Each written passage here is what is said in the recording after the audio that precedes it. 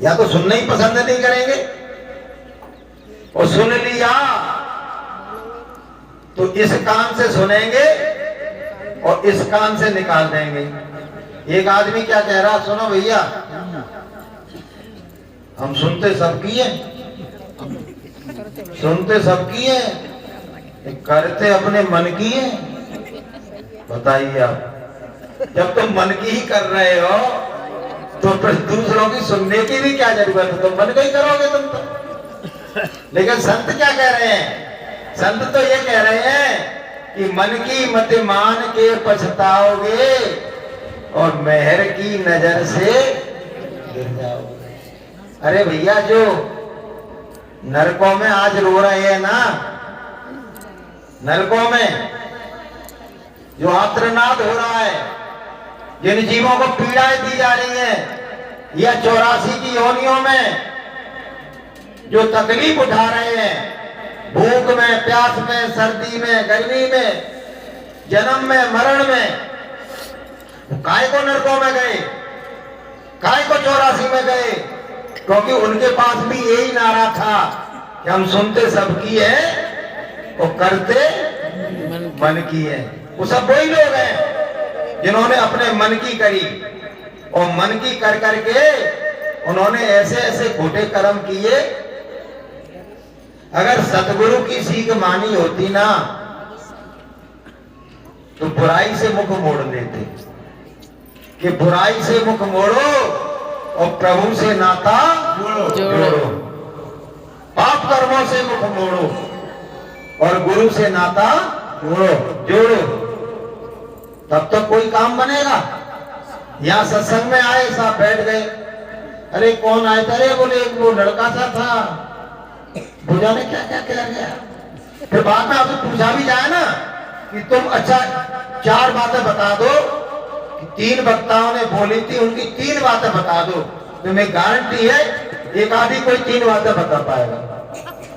इस तरह का तुम्हारा श्रवण है, श्रवण है, हृदयंगम नहीं है।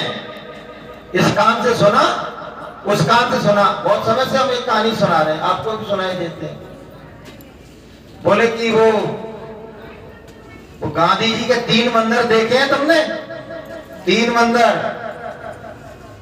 तीनों अलग अलग तरह की मूर्तियां हैं। वो क्या, एक तो कानों में उंगली दिए है, एक जवान पे दिए, एक कुछ और आंख बंद करी, तो 3 तरह के कैसे हैं वो?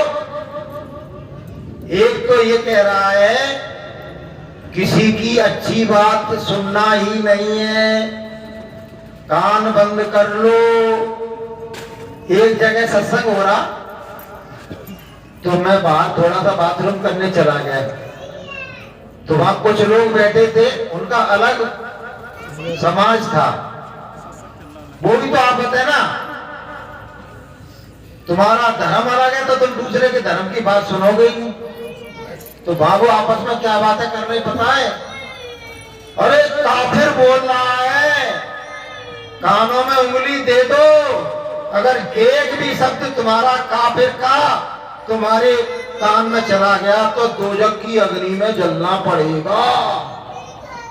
बताइए आप, कोई महापुरुष, कोई संत, कोई अवतार तुमको कोई अच्छी बात बताया तो उसे तुमने काफिर घोषित कर दिया, वो काफिर है साहब।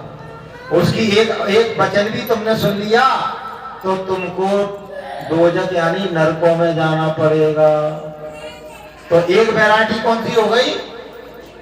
किसी की अच्छी बात सुनना भी नहीं है। दूसरी वैरायटी क्या है, जो हम बार बार बता रहे हैं, अगर सुनाई में आ जाए तो अपने कानों को हवादार बना लेना, इधर से सुनना, इधर निकाल देना, नीचे को नहीं लाना हृदय की तरफ को, नहीं तो गड़बड़ हो जाएगी। नहीं तो तुमको अपने आप को बदलना पड़ेगा, अपने आप को चेंज करना पड़ेगा, क्योंकि अच्छी बात है महापुरुषों की जीवन में बदलाव लाती। तीसरा क्या है?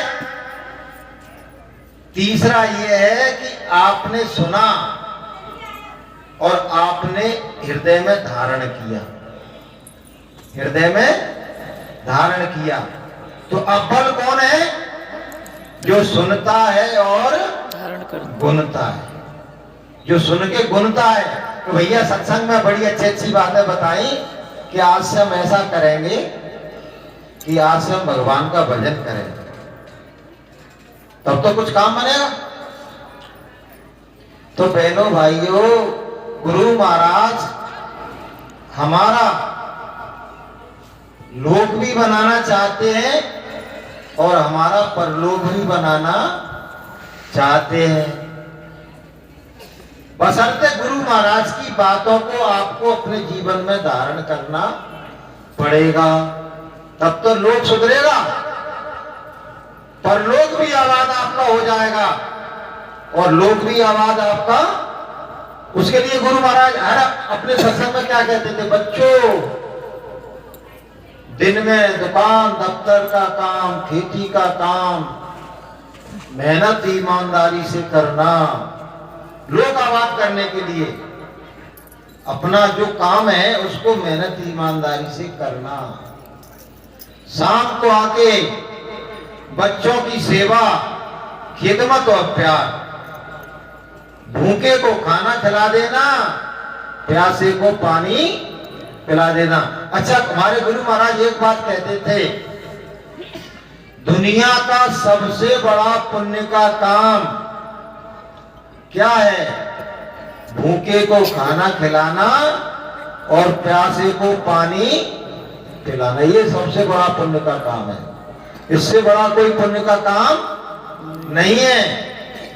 और उसके बाद जब दुनिया के कामों से निवृत्त हो जाओ तो सुबह और शाम लेना प्रभु का नाम, तो बन जाएंगे तुम्हारे सारे बिगड़े काम। बोलिए प्रेम से बोलो, करोगे बहनों भाइयों? करोगे?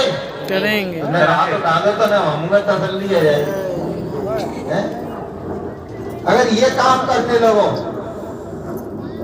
गुरु महाराज कहते थे, बच्चों तुम में और मुझ में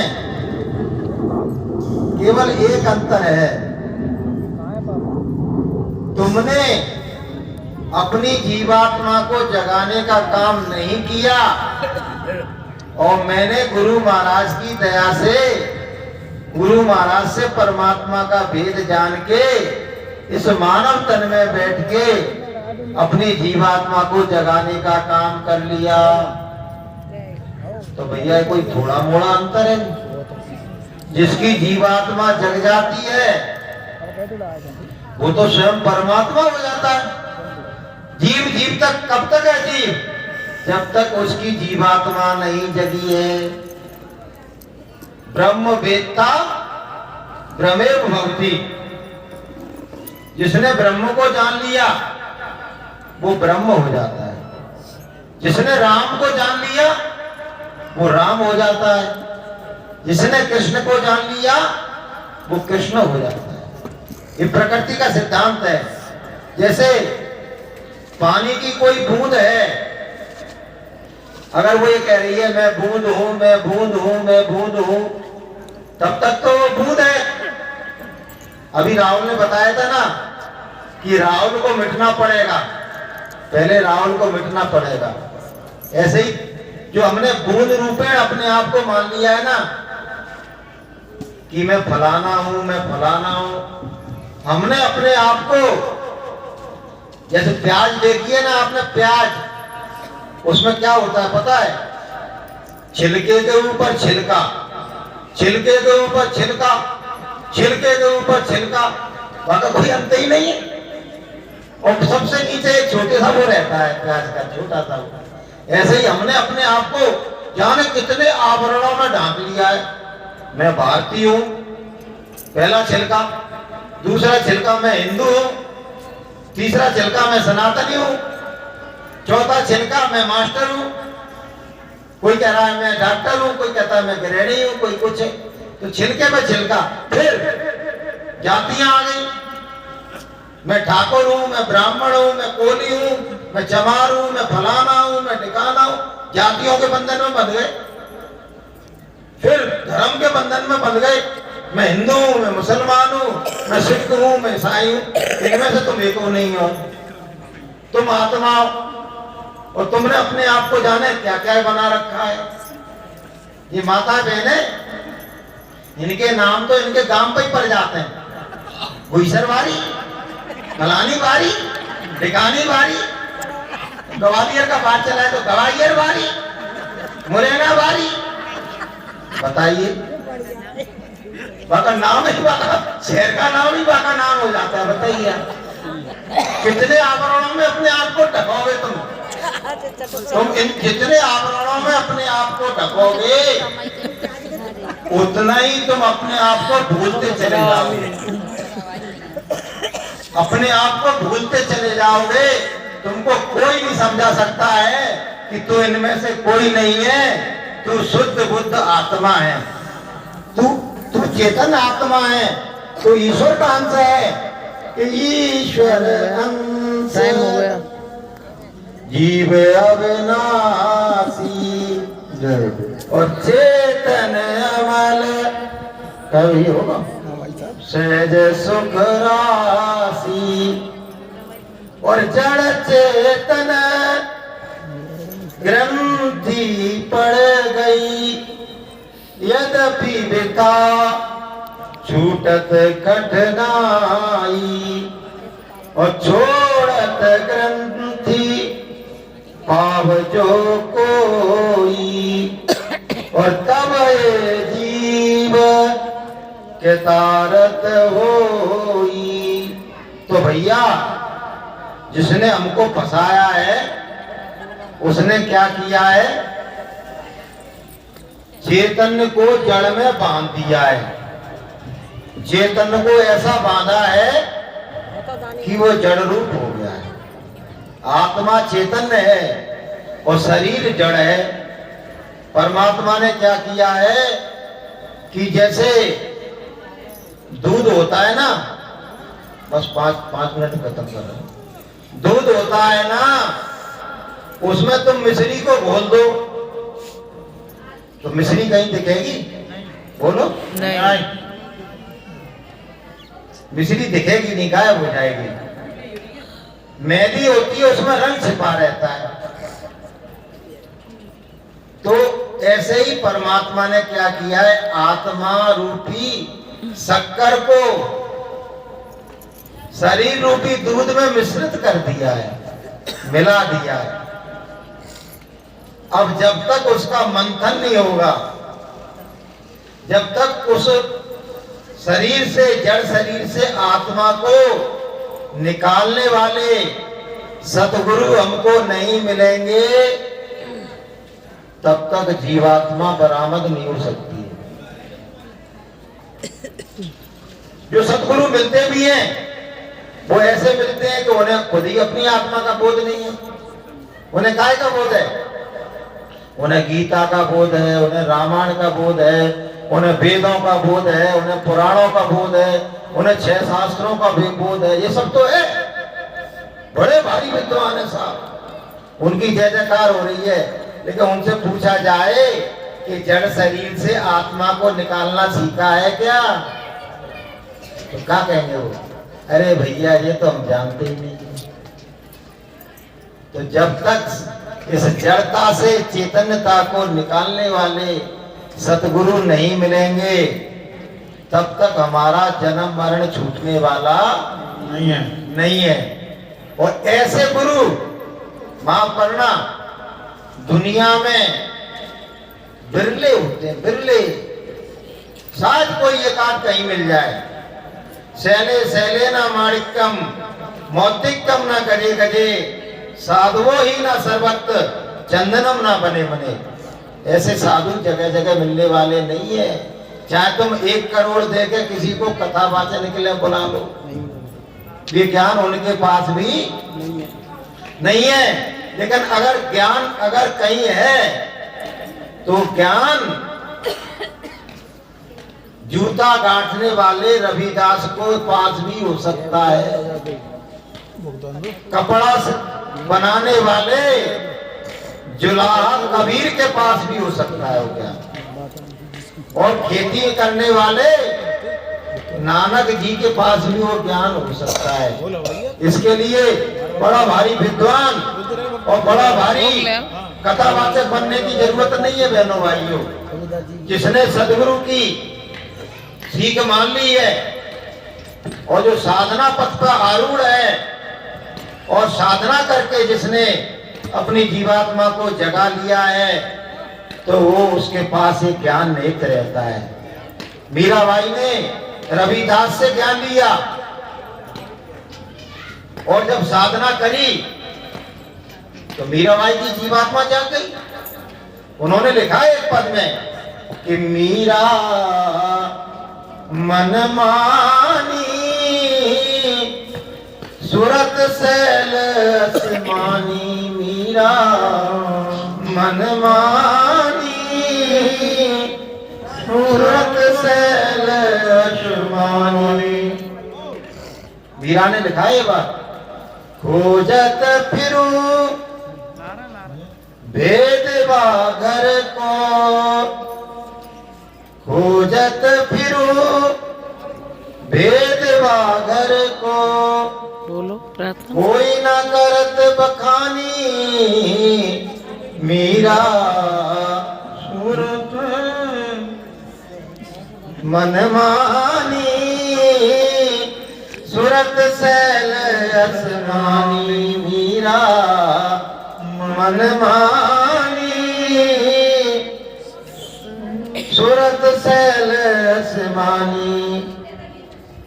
तो मीराबाई कह रही है कि मैं परमात्मा की खोज में घूम रही थी कि कोई तो ऐसा मिले जो मुझे परमात्मा से मिला दे, परमात्मा का भेद बता दे, वो युक्ति बता दे, वो जतन बता दे, वो जरिया बता दे कि जिस राह पर चल के मैं अपने परमात्मा से मिल सकूं। कोई मिल ही नहीं रहा था, गली गली घूमी मीरा, लेकिन उसको ऐसा कोई, बड़े बड़े विद्वानों से पूछा उसने, बड़े बड़े पंडितों से पूछा उसने कि भाई परमात्मा का भेद जानते हो, परमात्मा को मुझसे मिला सकते हो? तो कोई नहीं मिला। मिला तो कौन मिला? जूता गांठने वाला एक इंसान, जिसके पास भी जाना कोई पसंद नहीं करता है। अरे ये क्या भगवान से मिलाएगा है?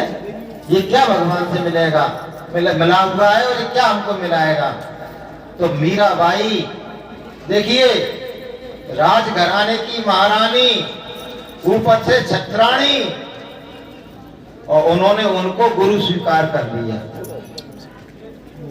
कि अगर तुम इस कार्य में सक्षम हो, समर्थ हो और तुम मुझे परमात्मा से मिला सकते हो, तो मैं तुमको आज से अपना सदगुरु बनाती हूँ। और सदगुरु ने मिला दी। मीरा वाली प्रार्थना सुना दुल्हन की, मीरा की प्रार्थना, मीरा की दुल्हन। तो बहनों भाइयों देखिए, दुनिया में हर चीज सुलभ है, यहाँ तक कि परमात्मा का मिलना भी सुलभ है, लेकिन वो परमात्मा से मिलने का भाव भी तो पैदा होना चाहिए। गुरु महाराज कह रहे थे, परमात्मा से मिलने की खटक भी तो पैदा होना चाहिए, जन्म मरण से मुक्ति की भी तो खटक पैदा होना चाहिए। हमारे अंदर खटक नहीं है। अब मैं रावण वाली भाषा बोल रहा हूँ, हमारे अंदर खटक नहीं है परमात्मा से मिलने की। और सदगुरु मिल गए तो हमने क्या कर लिया और क्या प्राप्त कर लिया? हमने सदगुरु तो मिल गए, लेकिन किसी ने क्या प्राप्त कर लिया? कुछ प्राप्त नहीं किया, क्योंकि परमात्मा से मिलने की लालसा ही नहीं थी, जबरदस्ती मिल गए।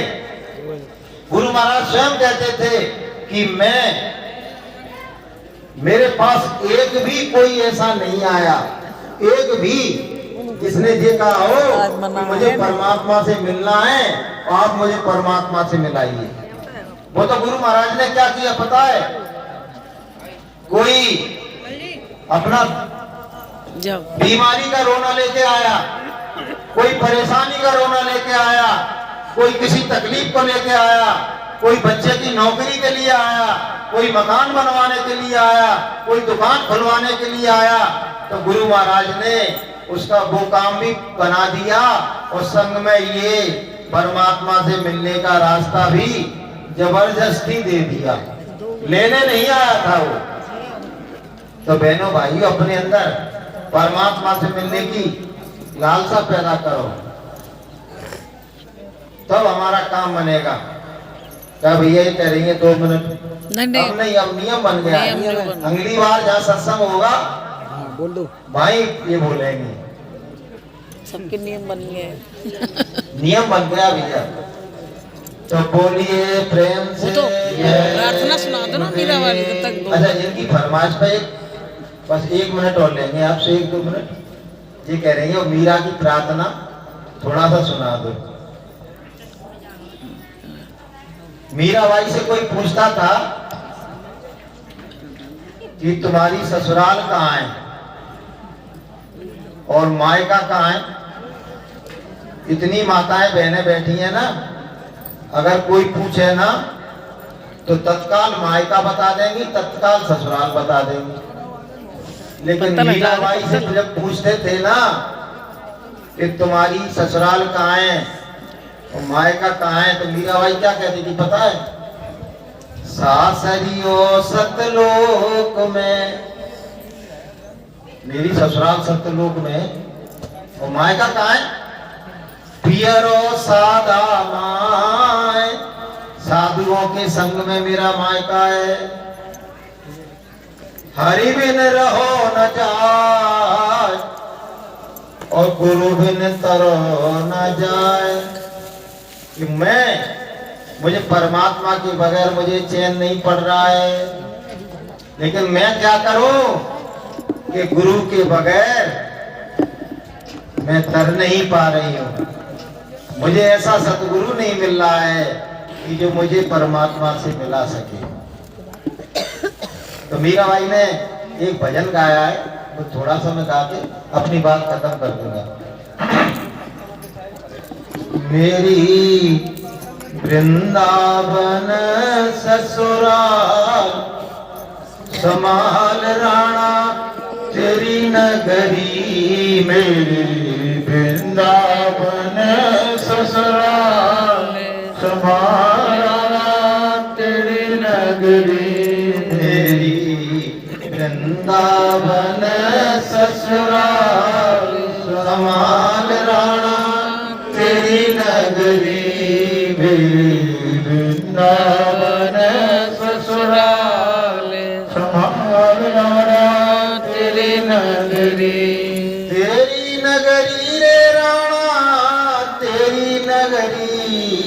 तेरी नगरी रे राणा तेरी नगरी।